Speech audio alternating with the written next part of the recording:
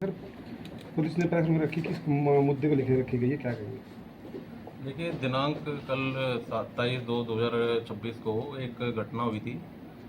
शहर रांची के अंतर्गत एक मिष्ठान भंडार है, छोटू मिष्ठान भंडार। वहाँ पे बाइक पे दो बाइक सवार वहाँ पर पहुँचे। उसके बाद वहाँ पर उन्होंने एक पर्ची फेंकी। तो पहले तो उनका कारिंदा मिला, उसने मना कर दिया। उसके बाद वो टेबल पर पर्ची रख के चले गए। पर्ची पर 50 लाख की डिमांड रखी गई थी। तो उस संबंध में वो फरार हो गए और फरार होने के बाद 2 घंटे के अंतर्गत हमारी टीम ने उनको राउंड अप किया। गीता चौक से ये हमें सूचना मिली, जिस संबंध में जो दो संदिग्ध व्यक्ति थे वो बाइक पर जाते हुए दिखाई दिए। वहाँ पर सीआईए नारनौंद की टीम ने उनको काबू किया। काबू करने के पश्चात उनसे उनकी पहचान पूछी गई। तो एक ने अपना नाम अनुराग सन ऑफ कमल किशोर निवासी बिहार बताया। दूसरे ने अपना नाम हिमांशु सन ऑफ सोनू निवासी बिहार बताया। ये दोनों लड़के करीब 22 से 23 साल उम्र के थे। 10वीं 11वीं के आसपास एजुकेशन है इनकी। उसके बाद हमारी जो सीआई की टीम थी, उन्होंने इनको स्पेशल स्टाफ के हवाले कर दिए, क्योंकि जो हमारी स्थानीय स्टाफ यहाँ की जो है उनको पूछताछ के लिए दे दिया। पूछताछ के संबंध में इन्होंने दोनों आरोपियों से बड़ी गहनता से पूछताछ करी। पूछताछ में इन्होंने सारी चीज़ें बताई कि क्या परिस्थितियाँ थी, क्यों हमने ये वारदात को अंजाम दिया। तो इसमें जो एक आरोपी है अनुराग नाम का, वो एक यहाँ पे पिंटू चिकन कॉर्नर है, पिंटा चिकन कॉर्नर, तो वहाँ पर कई सालों से काम करता था। तो उसको पैसे की आवश्यकताएं थी। और जो दूसरा आरोपी था वो भी यहाँ पे मेहनत मजदूरी का काम करता था। और क्योंकि दोनों एक ही ज़िले और गांव के थे बिहार में, तो दोनों परिचित थे और रेगुलर उनका उठना बैठना था। तो इसमें जो अनुराग था उसने अपनी जो भी पैसों की आवश्यकताएं वो जाहिर करी कि वो पैसों की ज़रूरतें थी उसको घरेलू काम के लिए पैसे चाहिए थे। और जहाँ पर वो वर्तमान में यहाँ पर काम कर रहा था, तो वहाँ पर इतनी ज़्यादा उसको पगार नहीं मिलती थी। तो क्योंकि वो इस शहर में कई साल से रह रहा है, तो वो शहर की परिस्थितियाँ जानता था, सारी सिचुएशन जानता था, कौन क्या शॉप से आता। तो इन दोनों ने इसी प्रकार से योजना इसमें बनाई। तो इन सब जानकारी के बाद हमारी जो भी ये स्पेशल स्टाफ की टीम थी, इन्होंने इनकी गिरफ्तारी डाली वहीं से, ऑफिस में से। और उसके बाद जब गहनता से इनकी पूछताछ करी गई, तो इसमें से एक आरोपी जिसका नाम अनुराग है, उसने ये बताया कि उसने एक अवैध हथियार अपने साथ में रखा हुआ था।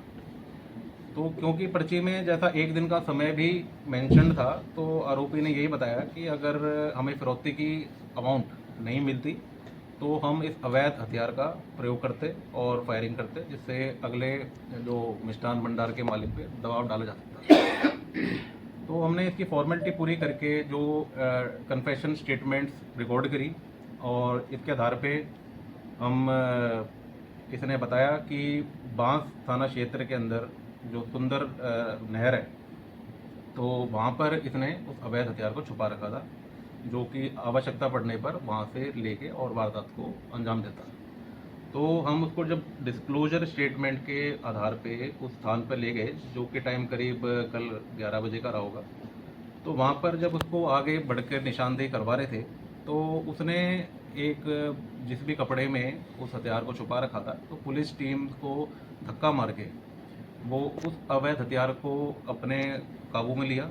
और क्योंकि वो पहले से ही लोड था, तो हमारी टीम पर उसने फायर किया, जो कि टीम बाल बाल बची। और उसके बाद वो उस हथियार के साथ ही उस मौका से भागने लगा। तो हमारी टीम ने बहादुरी दिखाई और उसके बाद तुरंत उस आरोपी को काबू करने का प्रयास किया, जिसमें वार्निंग भी दी गई उसको और अपने आप को सरेंडर करने का हवाला दिया, मगर फिर भी वह भागता रहा। तो टीम ने सिचुएशन का ध्यान रखते हुए और अपने आत्म सुरक्षा का ध्यान रखते हुए उस आरोपी पे एक राउंड फायर किया, जिसमें उस आरोपी के पैर पे वो चोट लगी और वो तुरंत ही काबू हो गया था। उसके बाद वहाँ पे हमारी कंट्रोल रूम और जो भी स्थानीय पुलिस होती है, हमारे अधिकारी जो भी गैजेटेड ऑफिसर हैं, उनको इस घटनाक्रम के बारे में सूचना दी गई। तो सूचना के आधार पे हमारे सारे मौका संभालने के लिए पहुंचे और जो आरोपी था, क्योंकि उसके पैर से लहू निकल रहा था, तो उसको नज़दीकी जो CHC सोरखी है वहाँ पे उपचार के लिए ले जाया गया और उसके बाद उसको GH झांसी के बाद MAMC में अभी उपचाराधीन है। तो इस संबंध में उस आरोपी के खिलाफ, क्योंकि पुलिस पार्टी पे फायर किया, तो उसके खिलाफ एक अलग से सेपरेट FIR भी बांस थाना के अंदर दर्ज की गई है। और क्योंकि अभी ये प्रक्रिया चली रही है, इन्वेस्टिगेशन चली रही है, तो बाकी जो बची हुई इन्वेस्टिगेशन है उसको हम पूरा करेंगे। इसमें सर इन्होंने इसी को क्यों चुना? इसमें कोई निकल के आई बात की छोटू मिष्ठान भंडार पे ही इनको क्यों चुना गया? देखिए, क्योंकि ये हाल ही में विकास नगर में रहते हैं ये लोग और करीब 10-15 साल से रह रहे हैं, तो यहाँ के जो भी टोपोग्राफी है, ज्योग्राफी है, उससे परिचित हैं ये लोग। और क्योंकि उनका कॉमन रास्ता या रूटीन का रास्ता भी ये बनता होगा, तो अचानक ही इनकी योजना बनी कि इस प्रकार से हम इस दुकान को टारगेट हम कर सकते हैं। पहले भी कोई वारदात की? देखिए, अभी तक हमने जो हमारे पास ICJS का एक पोर्टल होता है, वहाँ से हमने रिकॉर्ड पता करा है। अभी तक तो कोई इनके खिलाफ आपराधिक रिकॉर्ड नहीं मिला, बट और भविष्य में गहनता से जब जांच होगी तो हो सकता है इनके खिलाफ कोई हथियार कितने दिनों से था जिनके पास कुछ? देखिए, हथियार का अभी डिटेल में, क्योंकि कल रात को ही पूरी इन्वेस्टिगेशन ही नहीं हो पाई, क्योंकि हम बस सीधा हम उसको बरामदगी ले गए, उसके बाद घटनाक्रम हो गया। तो जब उपचार हो जाएगा और उसके बाद जब प्रॉपर हम इसे डिटेल में पूछताछ करेंगे, सोर्स का पता करेंगे, तभी जाके ये सारी चीज़ें। अभी वही पिंटा पे ये काम कर रहा था या जॉब छोड़ दी थी इसने पिंटा चिकन पे जैसे कि काम? नहीं, ये वर्तमान में कर रहा था। कल ये छुट्टी पे रहा वहाँ से। हाँ, ये मतलब इतना हम लोगों ने गहनता से अभी इसमें और लोग भी शामिल हो सकते हैं सर कोई? नहीं, अभी तक तो केवल ये 2 लड़के हैं, क्योंकि ये रहने वाले भी नहीं यहाँ के, बाहर के लोग हैं, तो इनका कोई यहाँ के स्थानीय लोग से कोई तालमेल नहीं रहा और किसी न किसी कारण से मतलब एक कमाई का ही या कोई आसानी से कुछ मौका मिल जाए, बस यही एक आसार रहा है। ये भी कहा गया कि जिस वक्त ये वारदात हुई है, चिट्ठी देके गए हैं, तो नज़दीक की पुलिस भी खड़ी होती है, थोड़ी चंद कदमों की व्यापारी नेता ऐसा कुछ बोल रहे थे, तो क्या वाकई वहाँ पे कोई नेग्लिजेंस ऐसी रही थी? देखिए, हम नेग्लिजेंस बिल्कुल नहीं कहेंगे, क्योंकि पुलिस यहाँ पे हमेशा तत्पर रहती है, हमेशा मौके पे रहती है और 30 मीटर दूर पुलिस खड़ी है, तो ये मतलब पुलिस प्रेजेंस को दर्शा रहा है। अब कोई इंसिडेंट एकदम से शांतिपूर्वक इन्वायरमेंट में घटित हो जाए, तो 1 या 2-4 मिनट उसको रिएक्ट करने में या उसको रिस्पॉन्स देने में टाइम लगता है।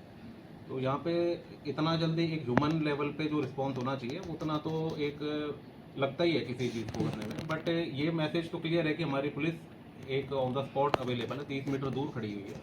बट क्योंकि कोई फायरिंग नहीं हुई थी, कोई ऐसा शाउट ही नहीं हुआ था, तो ऐसे एक मूवमेंट के एनवायरनमेंट में और जिसमें भीड़ भाड़ की मूवमेंट है, तो एकदम से इतना जल्दी रिएक्ट करना पॉसिबल भी नहीं होता। पिछली दफ़ा DG ने भी प्रशंसा की थी आपके काम की, यहाँ से पुलिस के काम की, जिला पुलिस के, तो कि ये भी जो कल घटना रही है 2 घंटे में इसको सॉल्व आउट किया है, तो वाकई जो है अचीवमेंट के तौर पे इस पर देखा जाए, तो क्या DG साहब की तरफ से कोई ऐसी कोई शाबाशी मिली है पुलिस को कि हाँ आपने ये ट्रेस आउट किया है? देखिए, हम कोई इसमें हमारा कोई क्रेडिट लेने का उद्देश्य नहीं होता, हमारा यही उद्देश्य रहता है कि यहाँ के जो भी शहरवासी हैं उनको एक हम सेफ इन्वायरमेंट दे सकें। और एक्सटॉर्शन करने वाला तो एक काफ़ी गंभीर प्रकार का क्राइम होता है, जिससे इलाके में दहशत फैलती है, तो ऐसे प्रकार के लोगों को हम कड़ी कार्रवाई उनके खिलाफ करते हैं। और हमारा बस यही उद्देश्य रहता है कि लोगों के अंदर एक फेथ रहे, सिस्टम के अंदर एक विश्वास बना रहे, जिसके भरोसे हम लोग आगे का काम कर सकें। कितने साल के हैं सर दोनों आरोपी? देखिए, अभी जैसे बता रहे हैं अपने आधार कार्ड या प्रॉपर प्रूफ तो नहीं देखे, तो 22 से 23 साल की एज इनकी रही है। सर, वारदात को अंजाम देने के बाद कहाँ फरार हो गए थे? वारदात को अंजाम देने के बाद कहाँ फरार हो गए थे सर? कहाँ गए थे? हाँ, ये आपको मैंने बताया ना, जैसे कि जब हम लोग सूचना मिली तो हम करीब 1-2 घंटे तक तलाश रहे थे, हम CCTV देख रहे थे, कुछ फोटोज हमारे पास विजुअल्स आ गए थे इन लोगों के, तो करीब हमें 2 घंटे के बाद ही ये ऐसी सूचना मिली कि इसी प्रकार की वेशभूषा हुलिया वाले 2 लड़के ऐसी एक छोटी बाइक पे ये गीता चौक की तरफ अप्रोच कर रहे हैं, दिखाई दे रहे हैं हमको। तो हमने हमारी टीम को हमने रूटीन में वेरीफाई करने के लिए वहाँ पे भेजा, जिसमें जब हमने इंटरसेप्ट करा तो ये भागने लगे। तो ये क्लियर हो गया कि ये कुछ संदिग्ध व्यक्ति हैं, और उसके आधार पे ही फिर हमने वेरीफाई किया तो वो यही इसी इंसिडेंट के वाले लोग थे। सर पूछताछ में बताया जो 50 लाख अगर इनको मिल भी जाती है तो क्या करते, किस लिए इन्होंने ये सोचा था कि 50 लाख हमें हमारे पास आ जाए, तो पैसे का क्या करते, कुछ पूछताछ ऐसी बात बताइए। देखिए अभी तक तो डिटेल में पूछताछ हो नहीं पाई, क्योंकि ये उपचाराधीन है और हम इसको रिमांड पीरियड पे रखेंगे, आगे जो भी प्रक्रिया चलाएंगे तो जो भी चीज़ें समय के हिसाब से निकल के रहेंगी उसके हिसाब से आप सभी को हम रूबरू भी करेंगे। ठीक है नशा वगैरह तो नहीं करते? देखिए ले उसको जिससे वो फिरौती मांग रहे हैं, कहाँ उससे अप्रोच करें। क्योंकि कई बार लगता है कि मतलब कॉमन छोटी सी शरारत तो नहीं होती है भाई। देखिए जो हमारा लॉ है तो उसमें अगर मान के चलिए आप ऐसा कोई एक्टिविटी करते हैं, अपने एक्शन से करते हैं या ऑडियो से करते हैं, जिसमें अगले व्यक्ति के मन में ये हो जाए कि मेरे को थ्रेट है और मेरे को जानलेवा हमला हो सकता है, तो वो एक्सटॉर्शन की परिभाषा होती है। तो इसमें कोई शरारत या इस तरीके से हम इन चीज़ों को नहीं देखते हैं, क्योंकि किसी भी रूप में अगर आप किसी को डरा रहे हैं और उसके एवज में वो तैयार हो जाता है पैसे देने का, तो ये एक्सटॉर्शन की परिभाषा में आता है। तो पर्ची से क्या लगता है कि ये वास्तव में ये फिरौती वाले मामले होते हैं? छोटी सी पर्ची डाल दो, कोई अपना ठिकाना भी नहीं बताया, फिरौती वो कहाँ दे? देखिए ये चीज़ें तो मतलब हम इस पे कमेंट नहीं कर पाएंगे कि कहाँ दें। ये तो चीज़ें जैसे अगर मान के चलिए इंसिडेंट बिल्ड होती है तो फिर वो आगे की चीज़ें फिर समय ही बताता है कि कैसे वो उनको वो कहाँ पहुँचाना है या क्या अमाउंट कैसे करना है। वो चीज़ें तो उन्हीं का मोडस ऑपरेंडी अलग अलग होता है ऐसी किसी का। घटनाएं यहाँ हुई कि कोई पड़ोसी फेंक गया, कोई वर्कर ऐसे फेंक के चला गया, उसमें कुछ निकला भी नहीं, काफी ज्यादा ऐसा भी हुआ है। देखिए सारी घटना अपने आप में एक यूनिक इंसिडेंट होती हैं, उनके अपने करने के तरीके अलग होते हैं।